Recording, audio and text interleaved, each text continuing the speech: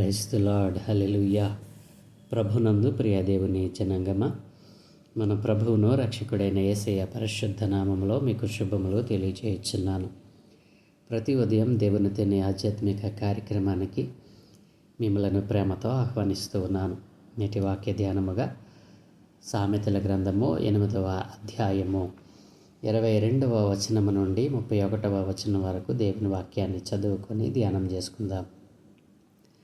పూర్వకాలమందు తన సృష్టి ఆరంభమున తన కార్యములలో ప్రథమమైన దానిగా యెహోవా నన్ను కలుగచేసెను. అనాది కాలము మొదలుకొని మొదటి నుండి భూమి ఉత్పత్తి అయిన కాలమునకు పూర్వము నేను నియమింపబడితిని.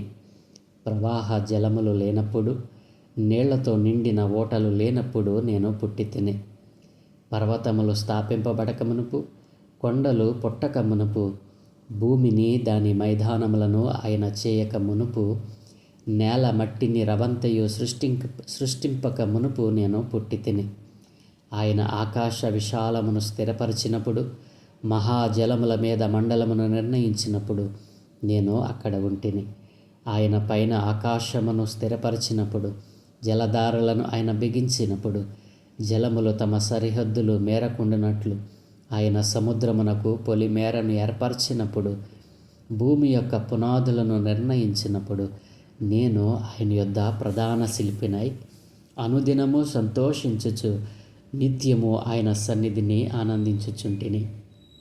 ఆయన కలుగ చేసిన పరలోకమును బట్టి సంతోషించుచు నరులను చూచి ఆనందించుచుంటిని. ఆమేన్. ప్రభునందు ప్రియ దేవుని పిల్లలారా, చదవబడిన లేఖనం నిమిత్తమై ప్రార్థన చేద్దాం. మమ్మల్ని మిక్కిలిగా ప్రేమించుచున్న మా ప్రియ తండ్రి, మీ ఘనమైన ఉన్నతమైన మనకి స్తోత్రాలయ్యా. ఏ మంచి లేని మా బ్రతుకులలో మరొక నూతన దినాన్ని దయచేసినందుకే వందనాలు తండ్రి. ఈరోజు మేము ధ్యానం చేయట కొరకు చదువుకున్న ఈ లేఖన భాగాన్ని మా కొరకు దీవించండి. ఈ లేఖన భాగంలో నుండి కొన్ని ఆత్మీయ పాఠాలు మీరే మాకు బోధించి నేర్పించమని యేసయ్య పరిశుద్ధ నామమున ప్రార్థించి వేడుకుంటూ ఉన్నాము తండ్రి. ఆమేన్. ప్రభునందు ప్రియ దేవుని జనాంగమా, గత దినమున మనము 8వ అధ్యాయము సామెతల గ్రంథం 12వ వచనం నుండి 21వ వచనం వరకు, అనగా ఈ అధ్యాయము జ్ఞానాన్ని ఒక వ్యక్తిగా చిత్రీకరిస్తూ ఉందని, జ్ఞానము దాని యొక్క గొప్పతనాన్ని, ప్రాముఖ్యతను, అన్నిటికంటే ముఖ్యమైనది దైవిక మూలాన్ని అద్భుతంగా వివరిస్తుంది అని మనం ధ్యానం చేస్తూ వస్తూ ఉన్నాం. ఇది 4 భాగాలుగా కలిగి ఉందని, మొదటి భాగము జ్ఞానం యొక్క పిలుపు అని, రెండవది జ్ఞానం యొక్క లక్షణాలు, దాని యొక్క ప్రయోజనాలు అని నిన్నటి దినాన మనం ధ్యానం చేశాం. జ్ఞానము దాని యొక్క లక్షణాలు, ప్రయోజనాలు ఏమి మనకు తెచ్చిపెడతాయి? నైపుణ్యమును నివాసముగా చేసుకుంటుంది. జ్ఞానం కలిగిన వాడు నైపుణ్యత కలిగి ప్రవర్తిస్తాడు. అంతేకాదు, దేవుని యందు భయభక్తులు కలిగి చెడుతనమును అసహించుకుంటాడు. జ్ఞానం కలిగిన వాడు గర్వము, అహంకారము, దుర్మార్గత, దుష్టత్వము, కుటిలమైన మాటలు రాకుండా తన్ను తాను కాపాడుకుంటాడు. జ్ఞానం కలిగిన వాడు మంచి ఆలోచన, లెస్సైన జ్ఞానాన్ని పొందుకుంటాడు. ఈ లోకంలో ఉన్నటువంటి రాజులు, అధికారులు ఆ జ్ఞానమును చేతనే పాలన చేస్తారు. అధిపతులు, న్యాయాధిపతులు, ప్రభుత్వము ఆ జ్ఞానం వలనే చేస్తారు అని, జ్ఞానమును ప్రేమించిన వారికి అది దొరుకుతుంది. ఈ లోకంలో విలువైన అన్నిటికంటే జ్ఞానము ప్రాముఖ్యమైనది అని, నీతి మార్గమందు, న్యాయ మార్గముల యందు జ్ఞానమును ప్రేమించే వారిని ఆస్తికర్తలుగా చేస్తుందని, వారి నిధులను నింపుతుందని, జ్ఞానం యొక్క లక్షణాలు మరియు దాని ప్రయోజనాల గురించి మనము నిన్నటి దినాన 2వ భాగంగా ధ్యానం చేశాం. నా ప్రియ దేవుని పిల్లలారా, ఈరోజు 3వ భాగాన్ని మనం ధ్యానం చేయబోతూ ఉన్నాం. అదేమిటంటే సృష్టిలో జ్ఞానం యొక్క పాత్ర. సృష్టిలో జ్ఞానం యొక్క పాత్ర. ఈ సృష్టిని దేవాది దేవుడు కలుగజేసినప్పుడు జ్ఞానం యొక్క పాత్ర ఏమిటో ఇక్కడ క్రీస్తు ప్రభుల వారిని గురించి, అనాది కాలంలోనే క్రీస్తు ప్రభువు ఉన్నాడు అని చెప్పడానికి ఈ రోజున చాలామంది సృష్టికి ముందు క్రీస్తు ఉన్నాడా, సృష్టికి తర్వాత ఉన్నాడా, ఎప్పుడు క్రీస్తు యొక్క ఆగమనం జరిగింది, క్రీస్తు అనేటువంటి ఆయన ఎప్పుడు ఉన్నాడు, పూర్వకాలం ముందు ఉన్నాడా, సృష్టికి ముందే ఉన్నాడా అనేటువంటి ప్రశ్నలు ఈ రోజున అనేక మంది లేవనెత్తుతూ మాట్లాడుతూ ఉంటారు. నా ప్రియ దేవుని పిల్లలారా, దేవుని వాక్యములో చాలా స్పష్టంగా సవివరంగా సామాన్యుడు సహితం తెలుసుకునేటట్లుగా దేవుడు తన యొక్క జ్ఞానాన్ని తన పరిశుద్ధ గ్రంథములో ఆయన పొందుపరిచాడు. ఆయన అంటాడు కదా, ఈ భూమి మీదకి వచ్చినప్పుడు నేను అబ్రహాము పుట్టక ముందే నేనున్నాను అంటాడు. నా ప్రియదేవుని పిల్లలారా,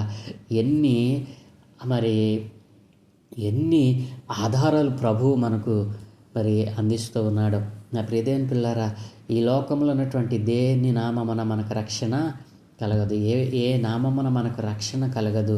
యేసు నామములో రక్షణ కలదు అనేటువంటిది అది శ్రేష్టమైనటువంటి విషయం.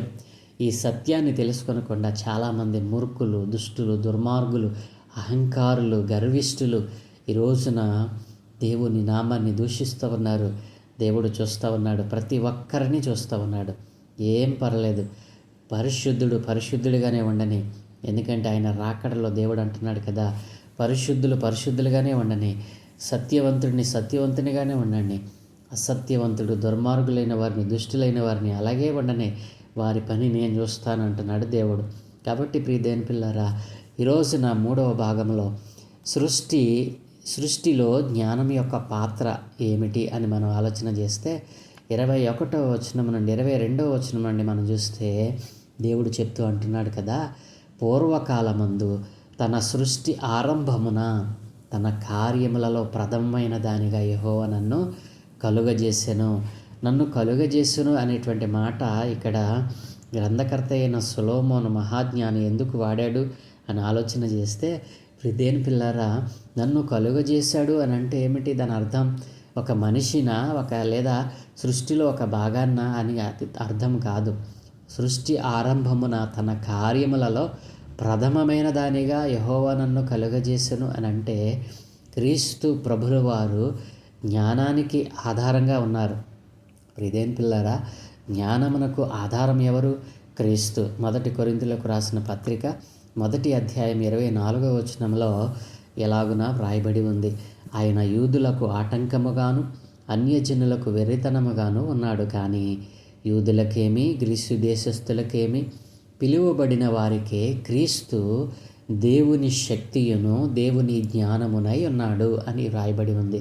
నా ప్రియదేవుని పిల్లారా, కాబట్టి ఇక్కడ కలుగజేసెను అనేటువంటి మాటలో జ్ఞానము సృష్టి ఆరంభమున తన కార్యములలో ప్రథమమైన దానిగా దేవుడు క్రీస్తు ప్రభుల వారిని ఉంచాడు. హల్లెలూయా! ఎంత గొప్ప ధన్యత ఈరోజు నా ప్రభు మనకు తెలియజేస్తూ ఉన్నాడు. ప్రియదేని పిల్లారా, క్రీస్తు ప్రభుల వారే జ్ఞానం. ఆ జ్ఞానం ఎప్పుడు ఉంది?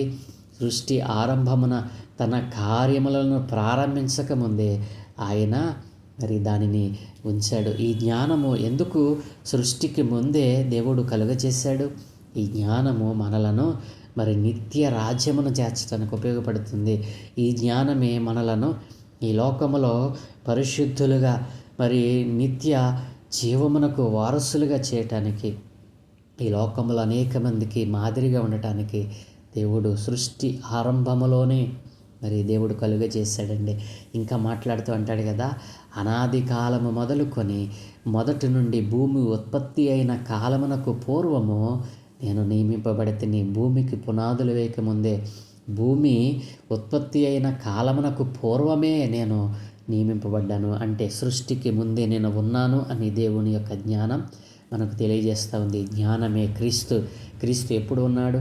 సృష్టి ప్రారంభంలో దేవుడు సృష్టిని చేయాలనే ఆలోచన కలిగి ఉన్నప్పుడు ఆ సృష్టి కార్యములలో ప్రథమమైన దానిగా క్రీస్తు ప్రభుల వారు ఉన్నాడు.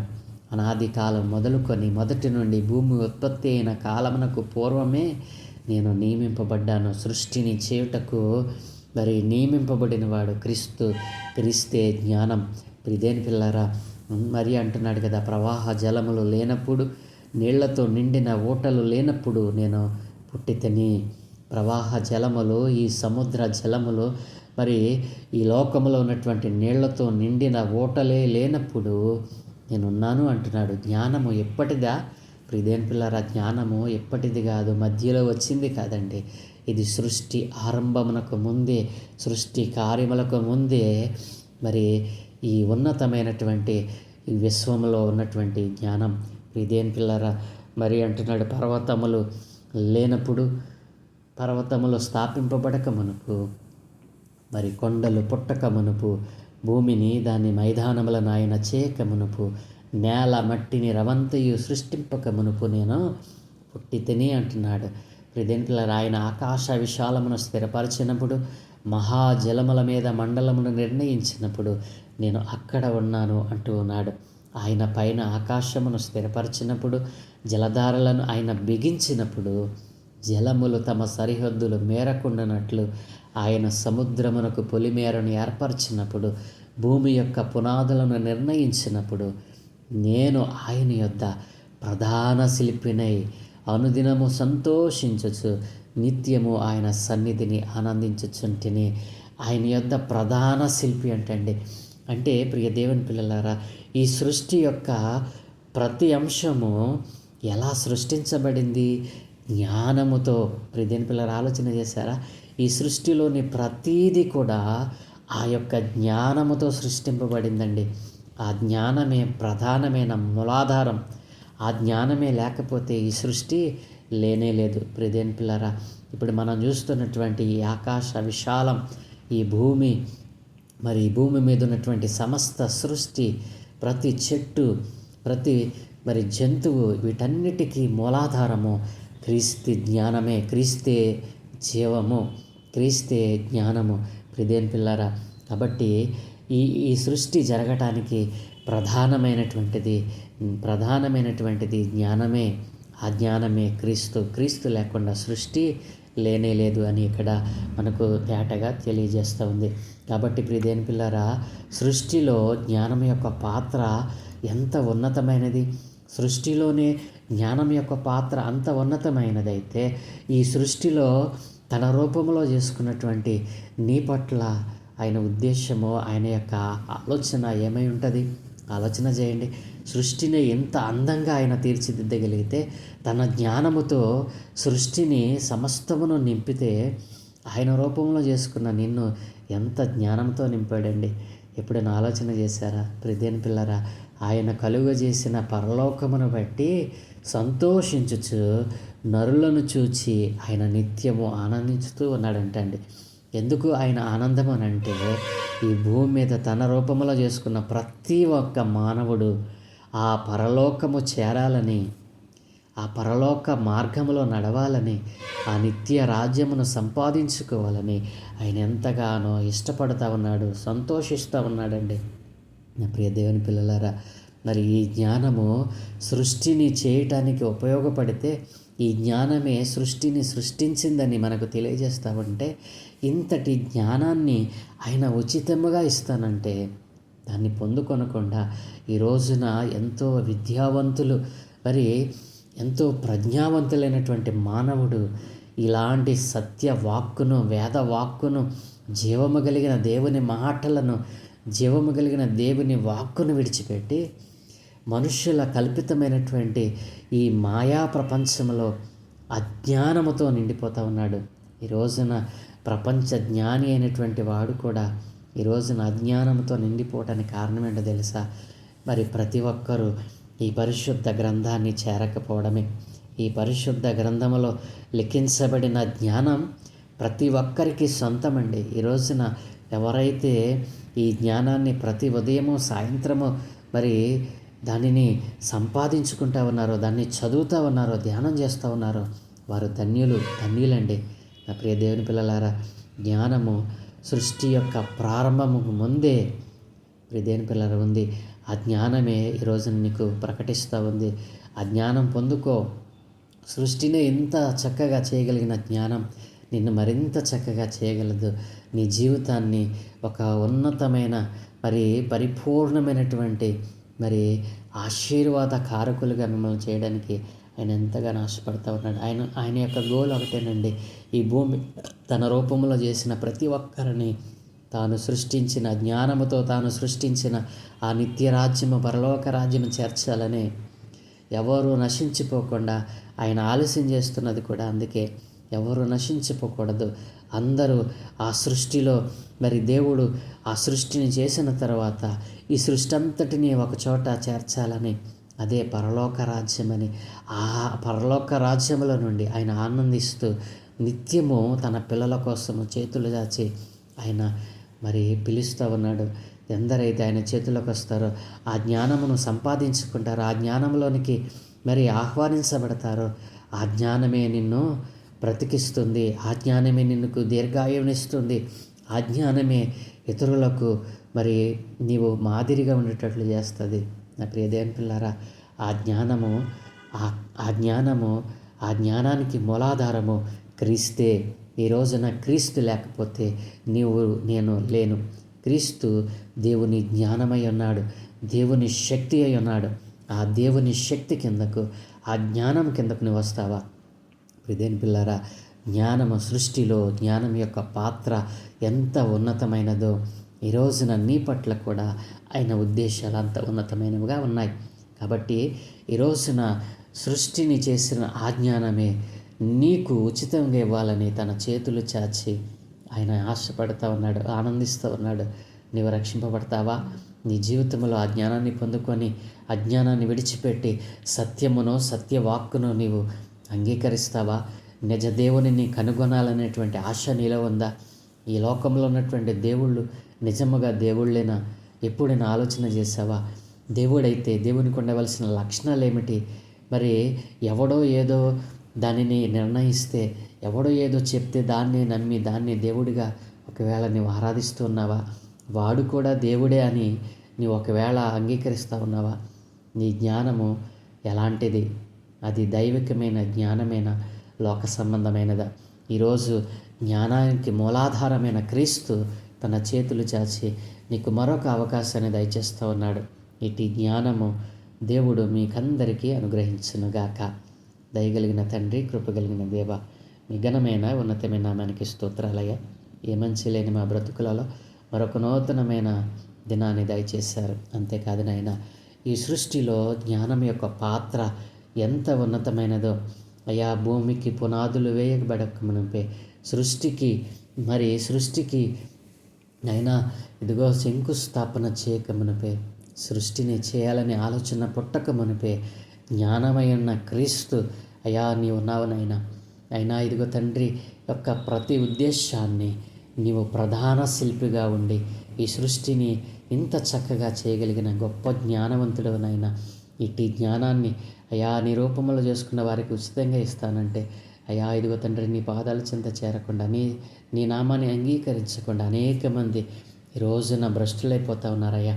నీ నామమును సత్యవాక్కును తెలుసుకొనకుండా తిరస్కరిస్తూ నాయన నీ నామానికి నిత్యము అవమానం తెచ్చేవారిగా అయ్యా వారి జీవితాన్ని మలచివేసుకున్నారు, అపవాది చేత బంధింపబడ్డారయ్యా. ఇదిగో తండ్రి, సృష్టిని చేసిన జ్ఞానమా, ఈ జ్ఞానముతో తండ్రి అనేకులను జ్ఞానవంతులుగా చేయమని, ఎవరైతే భ్రష్టులైపోతూ ఉన్నారో, అజ్ఞానులుగా బ్రతుకుతూ ఉన్నారో వారందరినీ మీ పాదాల చెందగా తెస్తా ఉన్నానయ్యా. ఇదిగో ఇప్పుడైనాను వారికి ఒక అవకాశమును దయచేసి అయ్యా ఇదిగో తండ్రి, నీ నామమును అంగీకరించేటట్లుగా, నీ పరిశుద్ధమైన జ్ఞానాన్ని వారు పొందుకునేటట్లుగా అందరికీ అవకాశమును దయచేయమని, ఈరోజు మేము చేయ పనులన్నింటి మీద మీకు అనుదృష్టి ఉంచి మీ దూతల కాపుదలు అనుగ్రహించి మీరే మహిమ పొందుకోమని యేసయ్య పరిశుద్ధ నామమున ప్రార్థించి వేడుకుంటూ ఉన్నాము తండ్రి. ఆమేన్, ఆమేన్, ఆమేన్.